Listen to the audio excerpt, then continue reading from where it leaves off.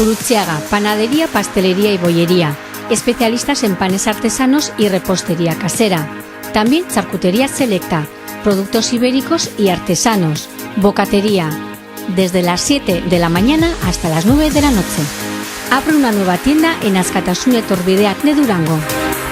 Kabia da, Durangoko azoka, Gerea elkartetik hausnarketa baten ondoren, azoka 21. mendera ekarri behar dugu, eta hausnarketa horren ondoriotako bat izan da teknologia berrien gune bat zabaltzea, baita ere beste espazio zabaldu ditugu, antzerkiaren gunea eta ikusentzunezkoena, autobus bat bihar zabalduko dena, baina Kabia bera da teknologia berri eskaini dugun gunea. Bi egunetan egongo da egiterago, ezta? Zer egongo da? Bai, alaxe da, gaur hasi dugu, 11etan egin dugu aurkezpena, Ander Lipusekin kontaketa improvisatu bat egin dugu, hau da, adibide praktiko bat, teknologia eta kultura nola uztar daitezkeen egun. Eta hemendik aurrera, 12etatik aurrera jarraituko ditugu aurkezpen komertzialak aplikatiboen eta aurkezpenak egiten, eta beste hainbat proiekturenak, blogak eta bar. Hau da, kultura eta teknologia uztartzen dituzten proiektu desberdinak, ez dago zertan aplikatio komertzial bat izan behar, baizik eta blog baten berri edo beste hainbat gauza. Eta bihar dugu Euskarazko Wikipediak 10. urteurrena, bihar 10 urte betetzen ditu, eta prestatu dugu Wikipedia maratoi bat, Euskarazko Wikipedia maratoi bat, para bat mai inguru eta tailerrekin.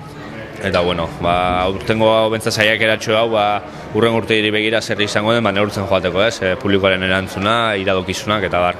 Egin jute zai, como automatas, como robots, nahi komunikazioan, eta epata, betxu gaztiek eta zela nabila, izena zen duguek.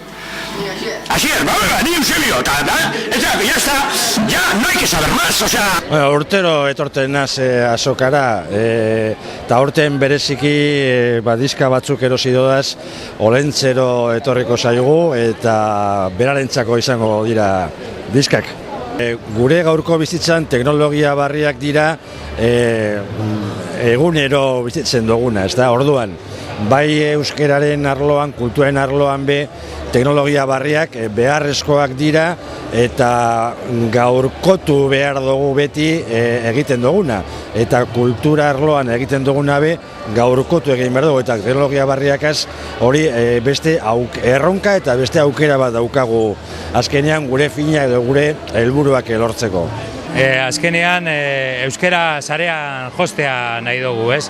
Eta horretarako teknologia berriak erabiliz eta internet erabiliz gazteetan erabiltzat bereziki euskeraren erabilpena sustatu sarean, ez? Ikusten dugu premia badagoela, ez bakarrik eskola kontuetan, baizik eta bebai aisialdirako eta hori. Eta gu pixka bat egiten dugu edo aldarrikatzen dugu jakintza librea, edukiak eta ezagutza partekatzea, auzo laguntzan, eta horretarako euskaraz sortzeko gaidanak sortu daben hori kutxa baten gorde beharrean altxor bat balitze lez, eta bada altxor bat euskara, baina sarera, odei digitalera igoten badugu, askozaz hobeto, ez?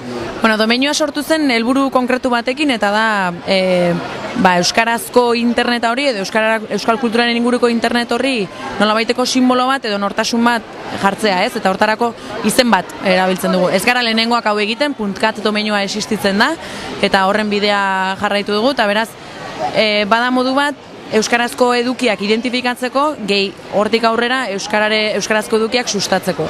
Hori da ekarriko duena, eta benetan sinisten dugu oso tresna eraginkorra dela, beste gauza batzuk bezala, baina .eus ere beste tresna berri bat da euskararen sustapenerako sarean. Gambrinus, goiz-goizetik gozariak eta pintxo beroak.